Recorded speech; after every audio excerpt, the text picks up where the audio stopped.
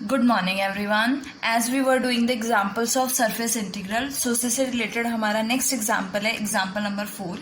देखो example number 4 क्या है। If F vector is equals to 4xz i cap minus Y square J cap plus y z k cap, evaluate surface integral F vector dot N cap D s, जहाँ पे surface जो है वो एक cube है bounded by these lines, x is equal to 0, x is equal to 1, y is equal to 0, y is equal to 1, z is equal to 0, z is equal to 1।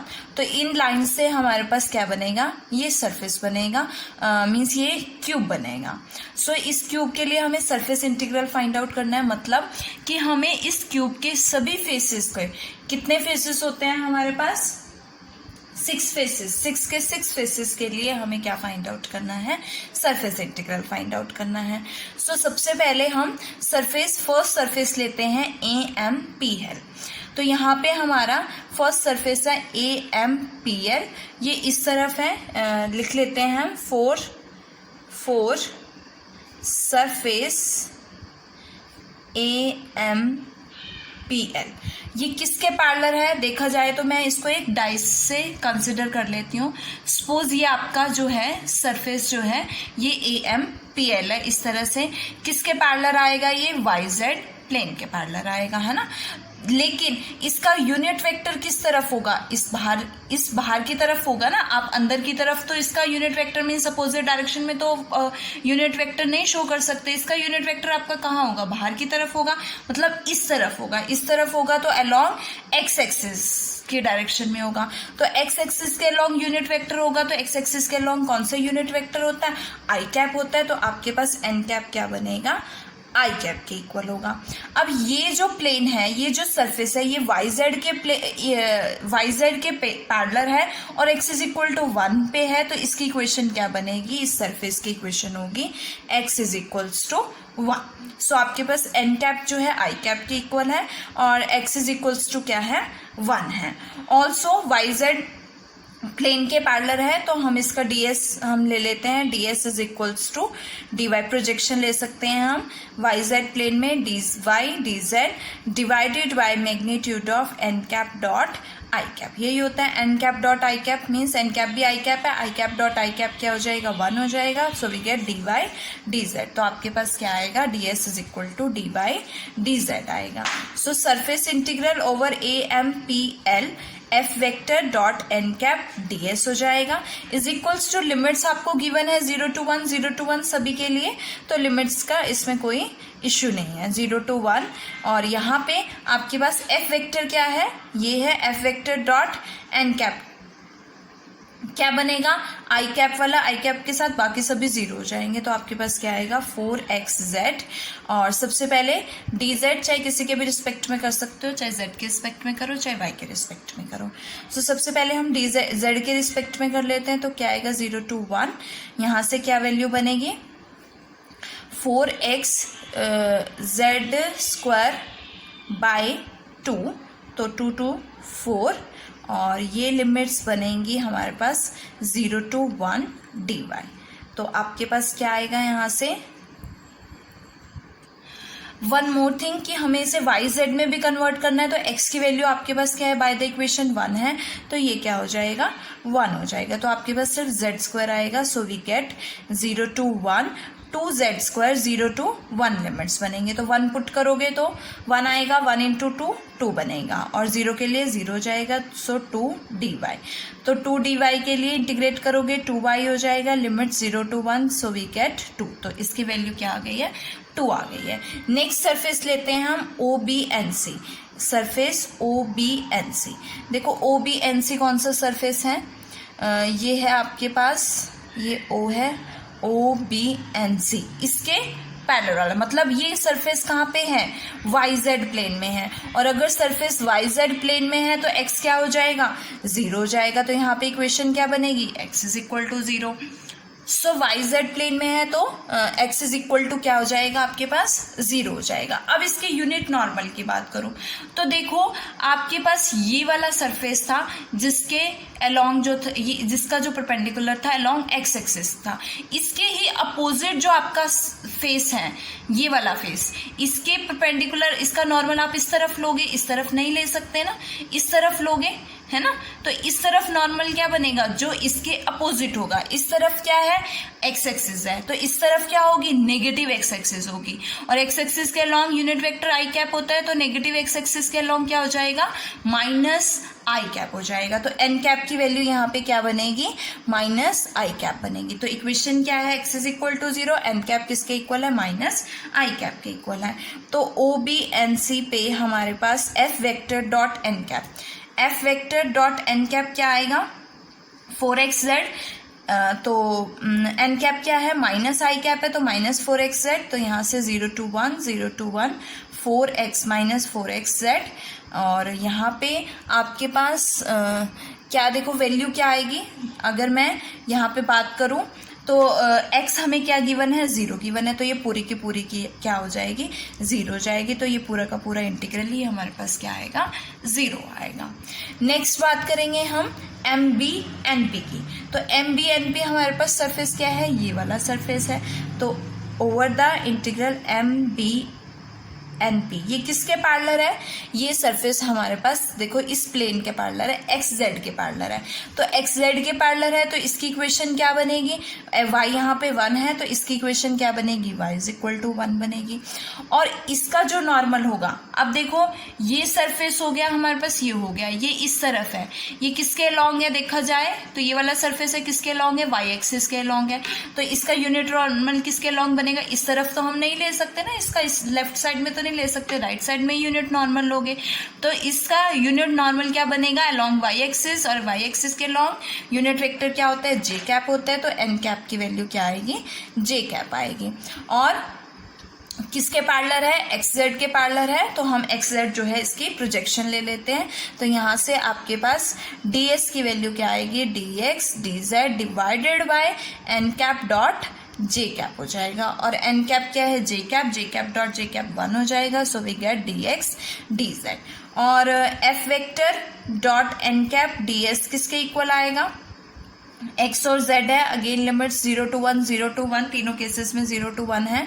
तो F vector dot N cap j cap है, मतलब जे cap से multiply करोगे, बाकी दोनों 0 जाएंगे, we get minus Y square. और D S क्या है, डी एक्स है, डी जेड है। और वाई को मुझे किस में कन्वर्ट करना है, एक्स और जेड में। और इक्वेशन से वाई इज इक्वल टू 1 है, तो पुट करोगे आपके पास माइनस डबल इंटीग्रल 0 to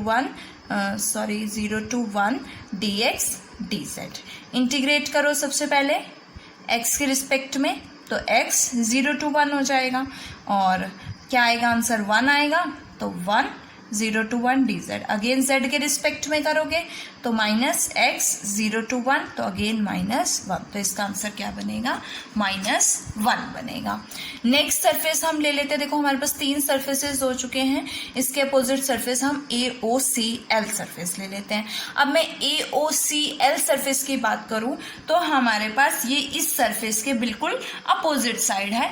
तो अगर ये y एक्सिस के लॉन्ग इसका यूनिट नॉर्मल है, तो इस तरफ कौन सी एक्सिस होगी आपके पास, इस तरफ कौन सी एक्सिस होगी, अगर इस तरफ y एक्सिस है, इस तरफ नेगेटिव y एक्सिस होगी। और नेगेटिव के अलॉन्ग यूनिट वेक्टर क्या होगा, माइनस आई कैप हो जाएगा। तो इस केस में आपके पास AOCL के केस में F vector dot N cap D S is equal to, इस केस में आपके पास देखो सबसे पहले तो इक्वेशन क्या बनेगी, एक्स जेड प्लेन है, y इज इक्वल टू 0 हो जाएगा। सेकेंड एन कैप क्या बनेगा, माइनस जे कैप बनेगा।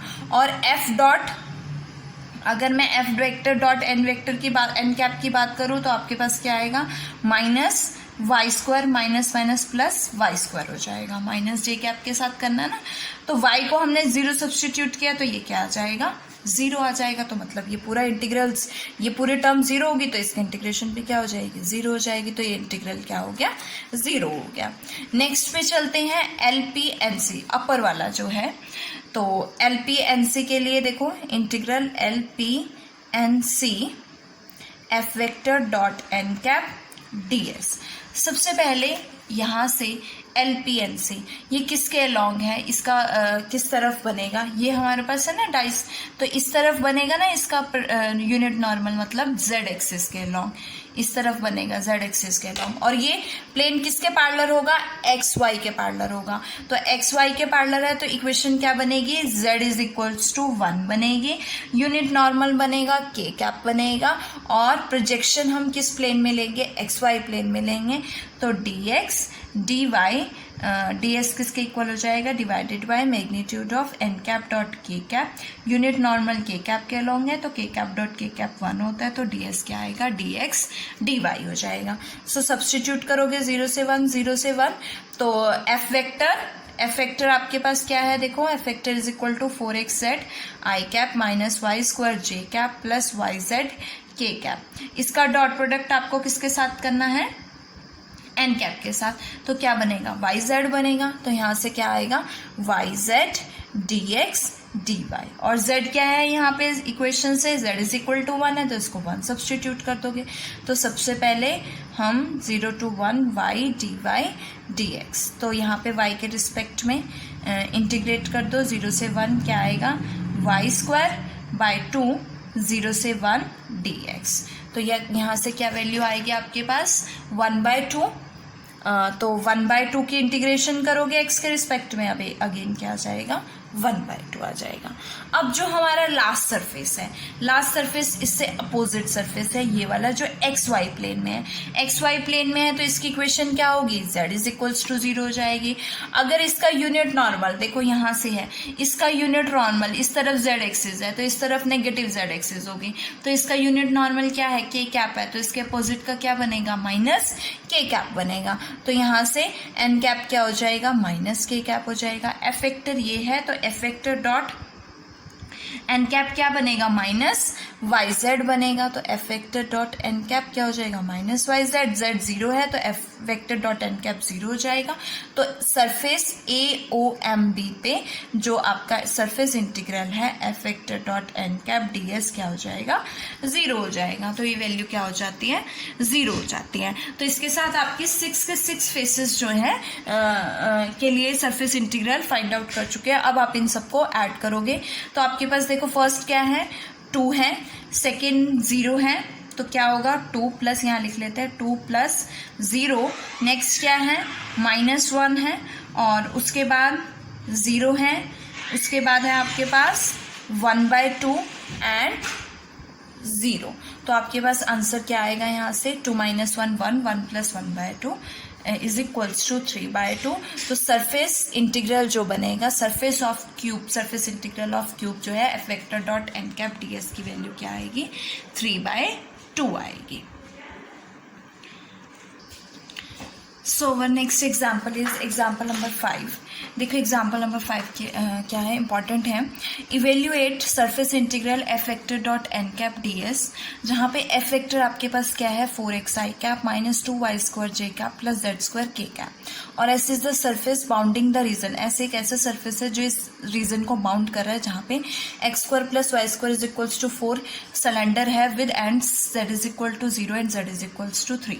मतलब एक बेस आपका z इज इक्वल्स टू 0 है, एक बेस आपका z इज इक्वल्स टू 3 है, और ये आपका सिलेंडर है। तो हमने इस सिलेंडर के सरफेस को 3 पार्ट्स में डिवाइड कर दिया। सो 3 पार्ट्स हमने क्या लिए, एक बेस होगा जो सिलेंडर का, एक टॉप होगा जो सिलेंडर का, और एक कर्व सरफेस एरिया। तो मैं से S1 को मैं सर्कुलर बेस ले लेती हूँ, सर्कुलर बेस के जो इक्वेशन है वो z इज इक्वल टू 0 है। S2 को मैं टॉप ले लेती हूँ सिलेंडर का, जिस प्लेन की इक्वेशन क्या है, z इज इक्वल्स टू 3, और थर्ड जो है आपका कर्व सरफेस है सिलेंडर का, जिसकी इक्वेशन क्या है, x² + y² is equals to 4 है। तो सरफेस इंटीग्रल जो होगा ओवर द सरफेस S किसके इक्वल होगा, over the surface S1 plus over the surface S2 F vector dot N cap S2 plus over the surface S3। So इन तीनों के लिए हमें फाइंड आउट करना है। सबसे पहले फर्स्ट सरफेस लेके चलते हैं, फॉर सरफेस S1। तो सरफेस S1 के लिए हमारे पास इक्वेशन क्या है, z इज इक्वल्स टू 0 है। एन कैप क्या बनेगा, देखो डाउनवर्ड डायरेक्शन में XY प्लेन में है, ये जो है इसके ऊपर वाली तरफ जो है z है, मतलब सिलेंडर है इस तरह से, सपोज ये पेंसिल है, है ना। तो ये सिलेंडर है, तो ये z इज इक्वल टू 0 है, ये z इज इक्वल्स टू 3 है, ये z एक्सिस है, और ये हमारे पास जो है प्लेन है, इस तरह से ये है। तो ये इसका जो यूनिट नॉर्मल बनेगा वो नीचे की तरफ बनेगा, इस तरह से यहाँ नीचे की तरफ, अगर मैं ऐसे लेती हूँ तो इसको, ये नीचे की तरफ इसका यूनिट नॉर्मल बनेगा, ऊपर की तरफ नहीं बनेगा। ऊपर की तरफ आपके पास z एक्सिस है, तो नीचे की तरफ क्या होगी अपोजिट डायरेक्शन में, माइनस z एक्सिस होगी। तो माइनस z एक्सिस है तो यूनिट वेक्टर क्या होगा, माइनस z एक्सिस के अलॉन्ग माइनस k कैप हो जाएगा। और f वेक्टर आपके पास क्या है, 4x i cap minus 2y square j cap plus z square k cap. और हमें क्या फाइंड आउट करना है, F vector dot N cap is equals to क्या बनेगा, माइनस जेड स्क्वायर, और z 0 है तो F vector dot N cap क्या हो जाएगा, 0 हो जाएगा। और अगर आपके पास इंटीग्रेंट ही 0 हो गया तो इंटीग्रल भी क्या हो जाएगा, 0 हो जाएगा। Means over the surface S1 F vector dot N cap ds1 क्या हो जाता है, 0 हो जाता है। सो हम सरफेस 2 लेके चलते हैं फॉर सरफेस S2। अगर मैं सरफेस S2 की बात करूं तो आपके पास इक्वेशन क्या है इसकी, z इज इक्वल्स टू 3 है, z इज इक्वल्स टू 3 ऊपर वाली तरफ है, तो ऊपर वाली तरफ किसके, इसके परपेंडिकुलर कौन सी एक्सिस है, z एक्सिस है। तो यूनिट नॉर्मल क्या बनेगा, n कैप बनेगा, k कैप बनेगा, तो n कैप किसके इक्वल आएगा, k कैप के इक्वल आएगा। So F vector dot N cap क्या हो जाएगा, एफ वेक्टर आपके पास ये है, डॉट एन कैप क्या बनेगा, z स्क्वायर बनेगा, और z इज इक्वल्स टू 3 है तो क्या आ जाएगा, 9 आ जाएगा। किसके पैरेलल है ये, देखो XY प्लेन के पैरेलल होगा, तो हमारे पास जो प्रोजेक्शन बनेगी ds2 वो किसके इक्वल होगी, XY प्लेन में, that is dx dy divided by n cap dot k cap, और n कैप क्या है 1 k cap dot k cap 1, तो dx dy हो जाएगा। सो इंटीग्रल सॉल्व करोगे आपके पास क्या आएगा, integral over S2 F vector dot n cap ds2 which is equals to integral over S2 9 dx dy।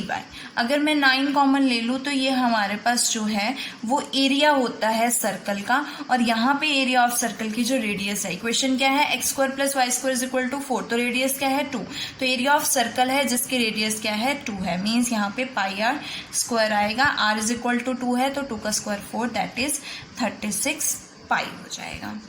अब सबसे मोस्ट इंपॉर्टेंट जो आपका सरफेस थर्ड है, सरफेस S3 की मैं बात करूँ तो हमारे पास S3 की जो इक्वेशन है वो क्या है, X square plus Y square minus 4 is equal to 0। Normal find out करने के लिए क्या फाइंड आउट करते हो, डेल एस फाइंड आउट करते हो। तो किसी भी सरफेस का आपको नॉर्मल फाइंड आउट करना है तो आप डेल एस फाइंड आउट करते हो, और उसका यूनिट नॉर्मल के लिए del S upon magnitude of del S. तो डेल एस क्या होगा, सरफेस का पार्शियल डेरिवेटिव एक्स के रिस्पेक्ट में 2x आई कैप, वाई के रिस्पेक्ट में 2y जे कैप प्लस के कैप के जेड के से इंडिपेंडेंट है तो 0 हो जाएगा। मैग्नीट्यूड ऑफ डेल एस क्या है, square root of 4x square plus 4y square is, so we get magnitude of del s is equals to 2 square root x square plus y square, और x square plus y square किसके equal है, by the equation 4 के equal है, तो यहाँ पे क्या आएगा 4 का स्क्वायर रूट क्या है 2 है, तो यहाँ से क्या बनेगा 2 इंटू 2 4 हो जाएगा। तो आपके पास जो n कैप यूनिट वेक्टर होगा वो क्या होगा, del S upon magnitude of del S, और डेल एस की वैल्यू क्या है आपके पास, देखो डेल एस की वैल्यू हमें हमारे पास है 2x आई कैप प्लस 2y जे कैप, इसे किससे डिवाइड करना है 4 से, तो 2x by 4 i cap plus 2y by 4 j cap which is equals to 1 by 2 x i cap plus 1 by 2 y j cap. Now हमारे पास F vector dot N cap क्या होगा, एफ वेक्टर आपके पास गिवन क्या है, F vector is equals to 4x I cap minus 2y square J cap plus z square K cap which is equals to, F vector ये है और N cap ये है, तो आई कैप का कॉफिशिएंट आई कैप से multiply करोगे 2 2 4 x square 2x square I cap हो जाएगा, sorry I cap dot I cap 1 हो जाएगा। नेक्स्ट माइनस 2 से 2 cancel, y cube. So we get f vector dot n cap is equals to 2x square minus y cube. अब हमें जो है parametric equations में से चेंज करना है और ds3 की वैल्यू फाइंड आउट करनी है. तो जब हम पैरामीट्रिक इक्वेशन में से चेंज करते हैं तो हमारे पास क्या होगा, पैरामीट्रिक इक्वेशंस क्या होती है इस केस में, x is equals to R cos theta और y is equals to R sine theta. But r क्या है यहाँ पे 2 है, तो क्या बनेगा 2 कॉस थीटा बनेगा और 2 साइन थीटा बनेगा. अब देखो हम ds3 क्या फाइंड आउट करेंगे. यहाँ पे ds3 फाइंड आउट करने का फॉर्मूला है j जैकोबियन और d theta dr dz. But इस केस में आपके पास जैकोबियन के साथ क्या होगा, सिर्फ dr और d थीटा और dz होगा. क्यों, देखो जो आपके पास डी थीटा है, थीटा एंगल जो है हर एक पॉइंट पे चेंज हो रहा है ना, थीटा में हमेशा चेंज आ रहा है. और डी जेड की बात करूँ तो z is equal to 0 to z is equal to 3 है, तो z में भी चेंज आ रहा है. बट r की बात करूँ जो रेडियस है, रेडियस आप चाहे z इज इक्वल टू 0 पे देखो या किसी भी पॉइंट पे देखोगे, हर एक पॉइंट पे रेडियस जो होगी आपकी सेम होगी, दैट इज 2 होगी. तो यहाँ से आपके पास ds3 किसके इक्वल हो गया, Jacobian into D theta dz. अब जैकोबियन की वैल्यू क्या होती है, जैकोबियन इज इक्वल्स टू आपके पास होता है determinant of curl x by curl r, curl x by curl theta और curl y by curl r और curl y by curl theta. तो यहाँ से फाइंड आउट करेंगे, x आपके पास ये है, y ये है. x का डेरिवेटिव r के रिस्पेक्ट में करोगे क्या आएगा, cos थीटा. x का डेरिवेटिव थीटा के रिस्पेक्ट में करोगे क्या आएगा, माइनस r साइन थीटा. उसके बाद y का डेरिवेटिव r के रिस्पेक्ट में करोगे तो साइन थीटा, y का डेरिवेटिव थीटा के रिस्पेक्ट में करोगे तो plus r cos theta. Cross multiply करोगे, डिटर्मिनेंट ओपन करोगे तो क्या आएगा, r cos square theta minus r sine square theta. Minus minus plus हो जाएगा, so r common, we get cos square theta plus sine square theta which is equals to 1. और यहाँ से जैकोबियन r आएगा. और रेडियस क्या है आपके पास यहाँ पे 2 है, तो जैकोबियन की वैल्यू क्या आएगी 2. तो यहाँ से ds3 क्या बनेगा, 2 टाइम्स d थीटा dz. अब थीटा की लिमिट्स क्या होगी, थीटा देखो पूरा सर्कल में मतलब पूरा 2 पाई तक रोटेट करता है, तो थीटा जो है वेरीज फ्रॉम 0 टू 2 पाई. और z हमें ऑलरेडी गिवन है कि z जो है 0 से 3 वेरी कर रहा है, तो z की लिमिट्स क्या है, z is equals to 0 to 3 है. तो यहाँ से क्या लिमिट्स बनेगी, इंटीग्रल सबसे पहले z is equals to 0 to 3, दोनों ही कॉन्स्टेंट्स हैं तो आप कोई भी ले सकते हो, 0 टू 2 पाई. और यहाँ पे क्या आएगा, f vector dot N cap. f vector dot N cap क्या है, देखो ये f वेक्टर है और ये आपके पास n कैप है. हमने f vector dot N cap 2x square minus y cube. But x को हमें क्या पुट करना है, 2 cos थीटा और y को क्या पुट करना है, 2 साइन थीटा. तो पहले सॉल्व कर लेते हैं. 2 cos theta whole square minus 2 sine theta whole cube. तो क्या बनेगा यहाँ से आपके पास 2 का square 4 to 8 cos square theta minus 4 sine cube theta आएगा. सो यहाँ से आपके पास क्या वैल्यू आएगी, कॉस स्क्वायर 4 कॉमन है, ये 2 जो है, हाँ ये 2 आपका यहाँ पे भी आएगा. देखो 2 देखो यहाँ पे आपके पास 2 का क्यूब है, तो 2 2 4 2 8 आएगा. तो 8 कॉमन लोगे तो आपके पास क्या बनेगा, cos square theta minus sign cube theta. तो 8 तो आप बाहर लिख सकते हो और अंदर क्या आएगा, cos square theta minus sign cube theta. और ds3 की वैल्यू आपके पास क्या है, 2 टाइम्स डी थीटा dz. 2 बाहर आएगा तो ये क्या हो जाएगा 16 और डी थीटा dz. पहले z के रिस्पेक्ट में करोगे और फिर थीटा के रिस्पेक्ट में. सो यहाँ से आपके पास क्या वैल्यू आई है, cos square theta minus sign cube theta. तो डिफ्रेंशिएट करना है हमें किसके रिस्पेक्ट में, z के रिस्पेक्ट में करना है. तो आपके पास क्या बनेगा, 0 टू 2 पाई और ये तो कांस्टेंट हो गया z के अकॉर्डिंग, तो यहाँ पे cos square theta minus sign cube theta z T theta और लिमिट्स क्या बनेंगी 0 से 3। तो सबसे पहले 0 पुट करोगे तो 0 के केस में तो ये पूरा सॉरी सबसे पहले 3 पुट करोगे। 3 के केस में आपके पास क्या टर्म आएगी 0 to 2 पाई और cos 3 times cos square theta minus sign cube theta D theta और 0 के केस में क्या हो जाएगा 0 हो जाएगा। सो यहाँ से एज यू नो दैट कि इंटीग्रल जब आप 0 से 2 pi sine cube theta find out करोगे तो इसकी वैल्यू जो होती है 0 होती है। आप फाइंड आउट करके भी चेक कर सकते हो। तो यहाँ से आपके पास क्या बचेगा कॉस स्क्वायर थीटा 16 ऑलरेडी चल रहा है 16 into 3 48 integral 0 to 2 pi cos square theta D theta. इसे आप स्प्लिट कर सकते हो। देखो किस तरह से स्प्लिट करोगे। सो डेफिनेट इंटीग्रल की प्रॉपर्टी को यूज करके हम इसको ट्वाइस ऑफ क्या लिख सकते हैं ट्वाइस ऑफ 0 to 2 पाई से पाई लिख सकते हैं और पाई से हम क्या लिख सकते हैं पाई बाय 2 लिख सकते हैं। इसी तरह से हम ट्वाइस ऑफ क्या लिख सकते हैं 0 से pi by 2 cos square theta D theta और 0 से पाई बाय 2 आपके पास कॉस स्क्वायर थीटा क्या बनेगा 1/2 पाई बाय 2 बनेगा। तो इसकी वैल्यू क्या आ जाएगी 48 यहाँ पे 2 है into 2 into 2 into 1/2 into pi by 2। तो 2 से 2 ये कैंसिल मेरे पास क्या आएगा 48 पाई। मीन्स सरफेस S3 पे आपके पास इंटीग्रल की वैल्यू क्या आ रही है 48 पाई।